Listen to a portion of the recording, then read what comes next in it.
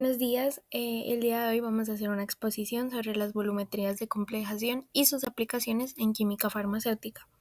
Los integrantes del grupo somos Samuel López Quiseno, Sebastián Marín y Laura Natalia Jaime Argüello, quien les habla. Bueno, las volumetrías de complejación son una herramienta clave para determinar metales como el calcio 2+, magnesio 2+, o el zinc 2+. En este caso, el objetivo de esta presentación es entender cómo funciona, aprender a trabajar con esta y ver cómo se aplica en la industria farmacéutica al resolver ejercicios y pues mostrar algunos ejemplos.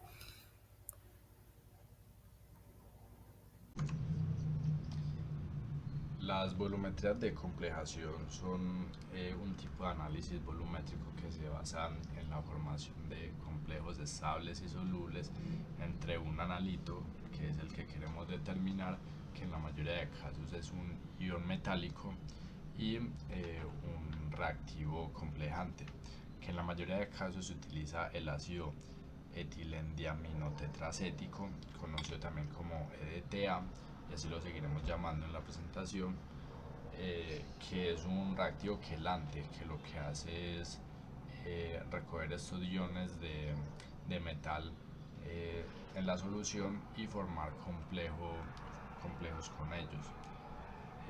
Con la cantidad de reactivo gastado podemos conocer la concentración del ion que queremos analizar en una solución específica. Los principios básicos de las volumetrías de complejación son la formación de complejos solubles y estables. Sobre todo es muy importante que sean estables, y sabemos que esto depende de la constante de formación y el pH de la solución, por lo tanto tiene que estar muy controlada. También la reacción tiene que ser rápida y estequiométrica.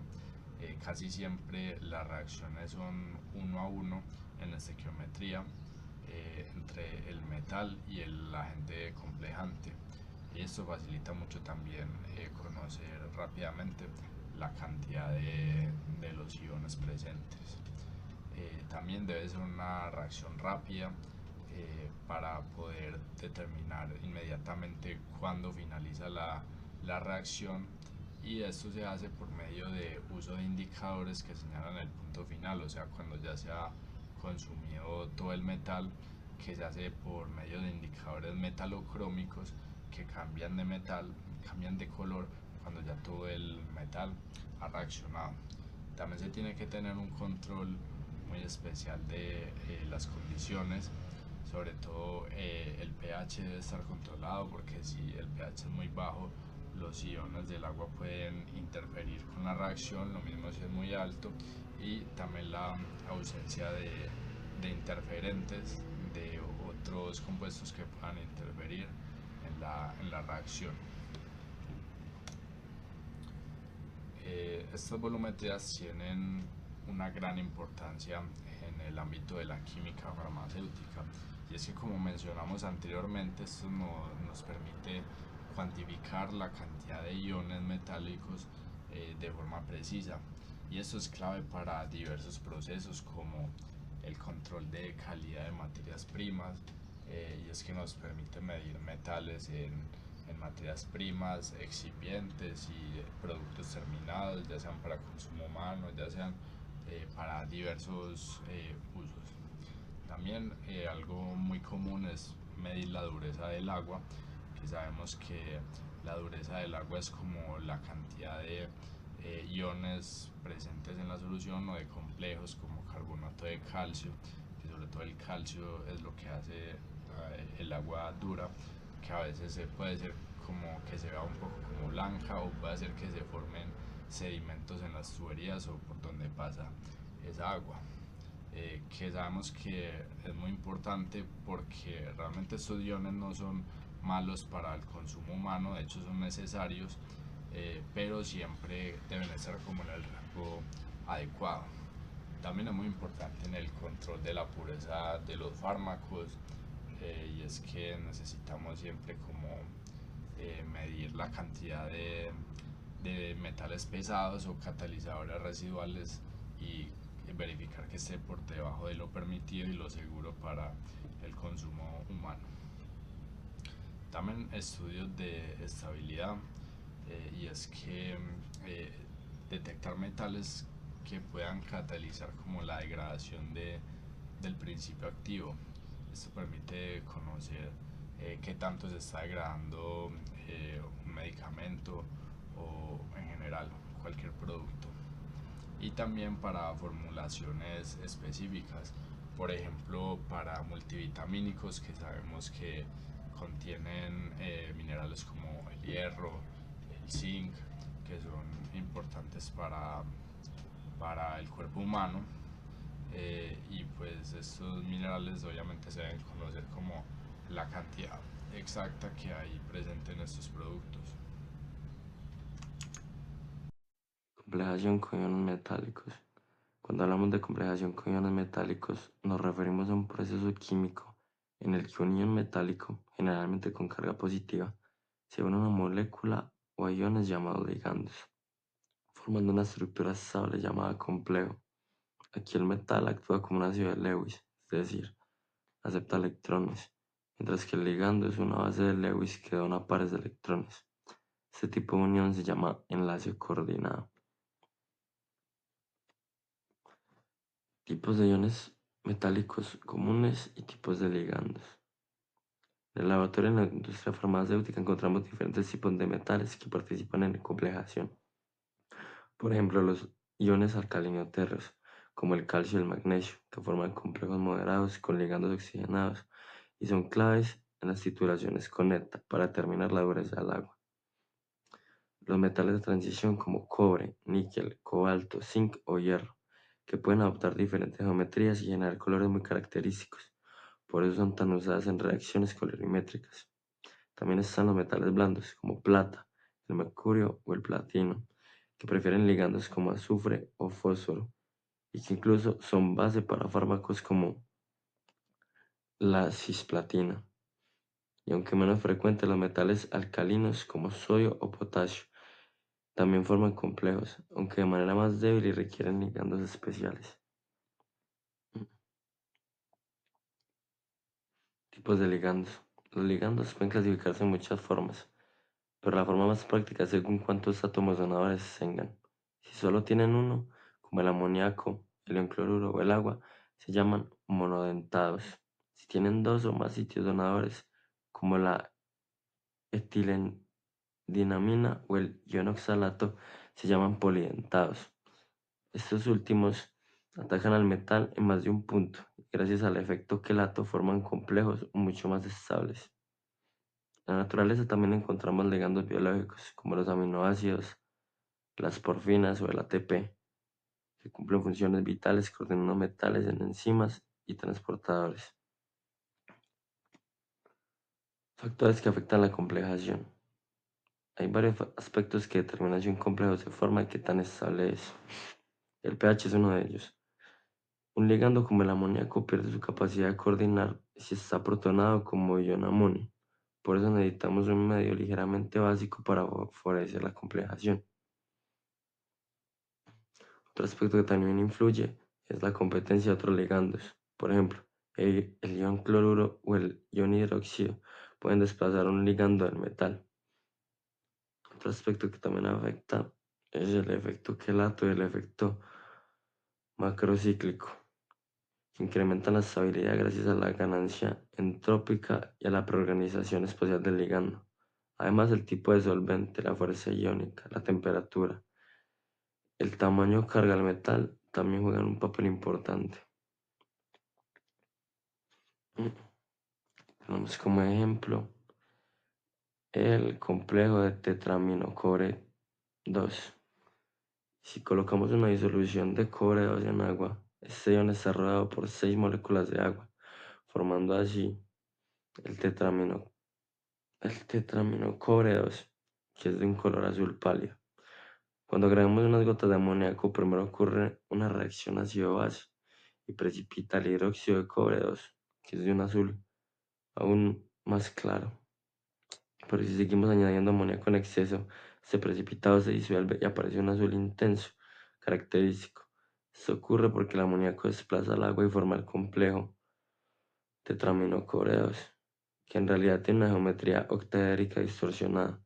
4 moléculas de amoníaco en el plano y 2 moléculas de agua en posiciones axiales más débiles.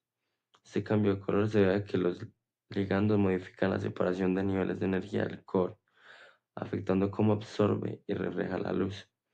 En condiciones de exceso de amoníaco y pH adecuado, prácticamente todo el cobre se encuentra en forma de este complejo, y por eso se usa tanto como prueba cualitativa para iones cobre 2+. La complejación con iones metálicos no solo explica reacciones colores en laboratorio, sino que también está en el corazón de muchas técnicas analíticas, procesos industriales y hasta el funcionamiento de sistemas biológicos. Bueno, en cuanto a la estructura y las propiedades del ETA, bueno, el ETA, cuyo nombre completo es el ácido etilendiaminotetracético, es un compuesto orgánico que actúa como un ligando hexadentado. Esto quiere decir que se puede unir a un ion metálico a través de 6 puntos de coordinación. Tiene 4 átomos de oxígeno que pues provienen del grupo carboxilato, como lo podemos ver aquí, y 2 átomos de nitrógeno que son provenientes de un grupo amino, que son los que podemos ver aquí.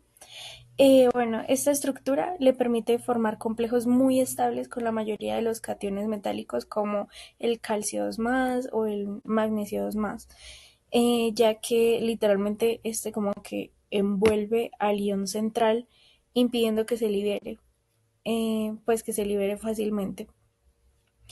Bueno, otra característica del ETA es que puede existir en diferentes formas iónicas dependiendo del pH en el que se encuentre, pues, de la solución. En medios ácidos, algunos grupos carboxilato están protonados, disminuyendo su capacidad para coordinar metales. En cambio, cuando se encuentra en medios ligeramente básicos o básicos, se encuentra en una forma muy activa para su complejación. Este es soluble en agua y se utiliza comúnmente como una sal disódica, como el ETA2 sodio. Esto facilita su preparación y obviamente su manejo en el laboratorio. Bueno, en cuanto a su reacción, la reacción del ETA con otros cationes, bueno, siempre existe una estequiometría que es de 1 a 1. Esto incluso con metales de cargas diferentes, la estabilidad del complejo siempre va a ser esa. Y esta unión es muy estable porque todos, como que los sitios de coordinación del metal son ocupados por el mismo ligando, que era lo que les explicaba en la anterior diapositiva. Esto hace que pues tenga una constante de estabilidad muy alta y también reduce la posibilidad de que el ion reaccione con otros compuestos presentes en la solución. Bueno, aquí podemos ver la reacción, que es la que les pongo acá, que es del metal, pues con su estado de oxidación y el ETA -4, sí, 4 menos. Y luego este es como el producto que obtenemos como la fórmula general, independientemente del metal que se esté utilizando. Esa es siempre la fórmula, la reacción. Bueno, como les mencionaba antes, también existe un factor importante que es el pH. Entonces, bueno, el pH determina la fracción de ETA en su forma activa. Como podemos ver, hay algunos ejemplos que son como el calcio 2+ y el magnesio 2+, que se valoran a un pH más o menos de 10 con un tampón, con un tampón de amoníaco o pues de amonio, disculpa. Bueno, la curva de valoración tiene 3 regiones. La primera es antes del punto de equivalencia, donde existe un exceso del metal, que lo podemos ver aquí. La segunda es el punto de equivalencia, que pues es este, donde todo el metal pues está complejado. Y después del punto de equivalencia, que es donde existe el exceso de ETA libre. Estas curvas de valoración muestran cómo puede variar la concentración de algunas especies libres y complejas durante la titulación. El pH es muy importante porque un pH adecuado hace que el punto final sea más definido y más detectable como este. En cambio, cuando se trabaja con un pH que tal vez no sea el adecuado, el punto final puede ser como difuso o pues no se va a ver de la misma manera, no se va a ver tan claro como por ejemplo en esta titulación, que es más o menos como se vería.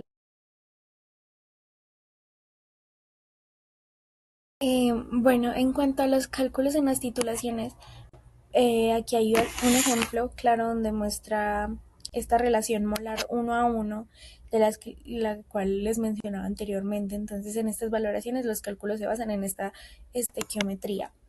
La fórmula fundamental siempre va a ser N1 por V1 igual a N2 por V2, pues donde N es la normalidad y V es el volumen. Entonces, bueno, es como una fórmula general que ya hemos utilizado antes y en este caso, pues podemos ver cómo se aplica en el siguiente ejemplo. Entonces, bueno, se despeja la fórmula, pues se utilizaron 25 mililitros de muestra con eta 0.01 molar y se utilizaron 15.30 mililitros para llegar al punto de equivalencia y pues al que se identificó. Aquí podemos ver cómo se multiplica, y cómo se despeja la fórmula con el fin de llegar a los moles del metal que se utilizó para esta titulación. Entonces es un cálculo muy sencillo y pues muy eficiente para una práctica en un laboratorio. Bueno, esto en aplicaciones industriales o de control de calidad permite determinar con una alta precisión concentraciones muy bajas de metales y pues esto es muy bueno para el control de dureza del agua o análisis de productos farmacéuticos. Bueno, en cuanto a los indicadores metalocrómicos, que son los que se utilizan en este tipo de titulaciones, podemos decir que son compuestos orgánicos que cambian de color al unirse o al liberarse de un ion metálico. En una valoración conecta, el indicador forma como un complejo con el metal antes de iniciar la titulación, pues es un complejo de color. A medida que se va agregando eta, este se desplaza al indicador formando un complejo más estable con el metal y este cambio de color que ocurre pues señala el punto final de la titulación o el punto de equivalencia que es el que siempre identificamos en los laboratorios. Bueno, en este caso podemos ver el heliocromo negro que se utiliza mucho para el calcio y el magnesio. Este cambia color violeta o azul en un pH de 10 más o menos. Otro de los más utilizados es la calmaguita que cambia de color rojo a azul en un pH de 10. Y por último, la murexida, que es útil como sobre todo para el cobre. Pues esta cambia de rosa a violeta en un pH de 2. Entonces es muy importante saber qué indicador se va a utilizar para que el trabajo sea efectivo y para poder identificar bien el punto de equilibrio.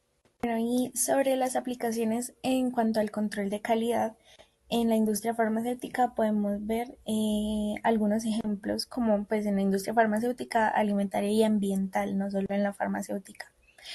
Eh, bueno, su capacidad para determinar de forma precisa y rápida ese contenido de metales en productos sirve mucho, por ejemplo, en la industria alimentaria para medir el contenido de calcio y magnesio en aguas y pues bebidas que se comercializan, pues asegurando que cumplan con los estándares de dureza y de pureza que debe cumplir.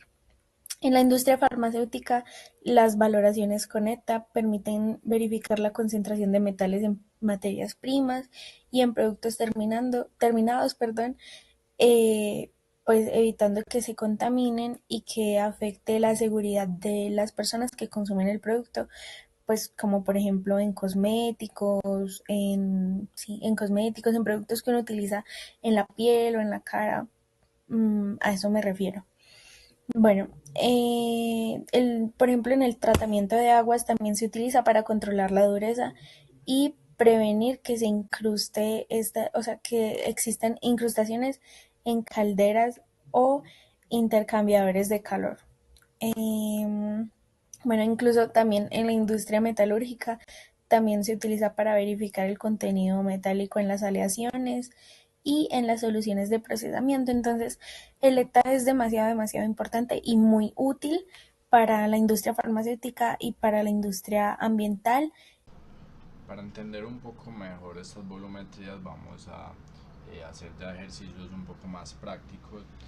En este caso vamos a determinar la dureza de una muestra de agua, que como había mencionado anteriormente, la dureza del agua se mide como en la cantidad de metales presentes o de compuestos, como en este caso el carbonato de calcio.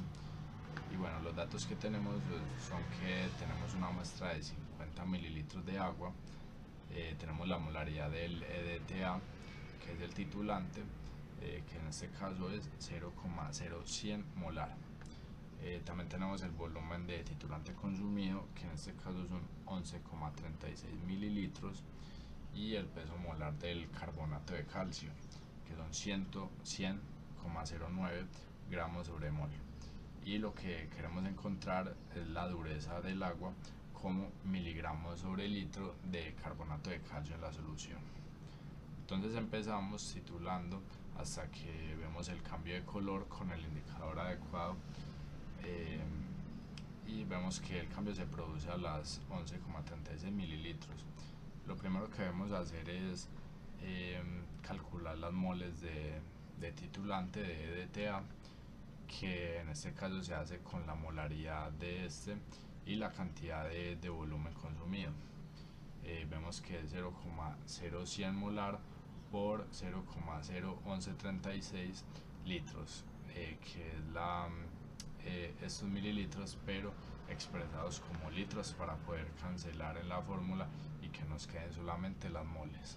Vemos que nos quedan una cantidad de 1,136 por 10 a la menos 4 moles de EDTA. Como la estequiometría de la reacción es 1 a 1, es decir que por cada mol de EDTA reacciona un mol de carbonato de calcio, la cantidad de moles de EDTA va a ser igual a la cantidad de moles de carbonato de calcio. Y ya para calcular la cantidad de los gramos, la masa del carbonato de calcio en la solución, tomamos las moles que hallamos y lo multiplicamos por su peso molar, que en este caso es 100,09 gramos sobre mol, y nos da que expresado en gramos hay una cantidad de 0,01137, que eso ya lo pasaríamos a miligramos porque nos están pidiendo la concentración en miligramos, que serían 11,37 miligramos. Y ya por último, para calcular la cantidad de miligramos que hay en un litro, tomamos la cantidad allá y lo dividimos por el volumen de la muestra inicial en litros, que en este caso sería 0,0500 litros, y nos da que tenemos una concentración de 227,4 miligramos sobre litros. Para el segundo ejercicio vamos a analizar la cantidad de iones calcio en una muestra de leche. Es que siempre hemos sabido y nos han dicho que la leche es una excelente fuente de calcio y que es muy importante para los huesos, para la salud. Y bueno, en este caso vamos a hallar cuánto calcio realmente hay en una muestra de leche. Los datos que nos brindan es el volumen de la muestra, que serán 25 mililitros de leche, la molaridad del EDTA del titulante, que también sería 0,0100 molar, el volumen de titulante gastado, en este caso son 12,60 mililitros, y el peso molecular del ion calcio, que sería 40,078 gramos sobre mol. Y lo que queremos encontrar es la concentración de este ion como miligramos sobre litro en la leche, que sería la solución. El procedimiento es muy similar. Primero calculamos las moles del titulante, que se hace con la molaridad y el volumen consumido. En este caso vemos que nos brinda un valor de 1,26 por 10 a la menos 4 moles de EDTA, y como la estequiometría de esta reacción también es 1 a 1, podemos conocer que los moles de calcio son iguales a la cantidad de moles de EDTA de titulante. Y ya podríamos calcular los gramos de calcio presentes en esta muestra, que serían los moles hallados multiplicado por el peso molar, que en este caso es 40,078. Haciendo el cálculo nos damos cuenta de que hay 5,048 por 10 a la menos 3 gramos de calcio presentes en la solución. Como nuevamente nos piden la cantidad, la masa en miligramos, lo transformamos moviendo la coma y vemos que serían 5,048 miligramos. Y como nos lo están pidiendo conocer por litro, dividimos esta cantidad de miligramos sobre el volumen de la muestra inicial en litros, que sería 0,025250, y nos da un total de 201,9 miligramos sobre litros de calcio en una muestra de leche.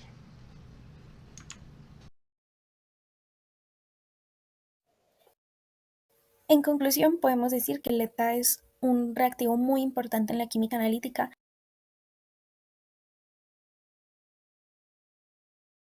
ya que es que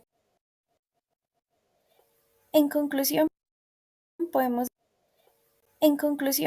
decir que el ETA es un reactivo muy importante en la química analítica, ya que es muy, debido a su capacidad para formar complejos muy estables con los cationes metálicos.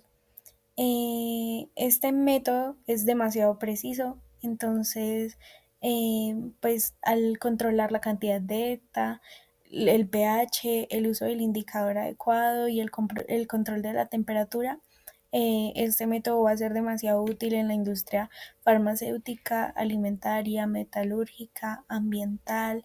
Entonces es un reactivo demasiado útil y demasiado importante para hacer este tipo de análisis, tanto en laboratorio como en las prácticas, como en la industria en general.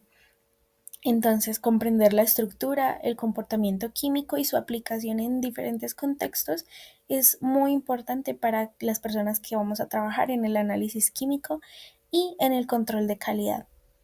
Muchísimas gracias por la atención, espero que hayan disfrutado la exposición y que tengan un buen día. Hasta luego.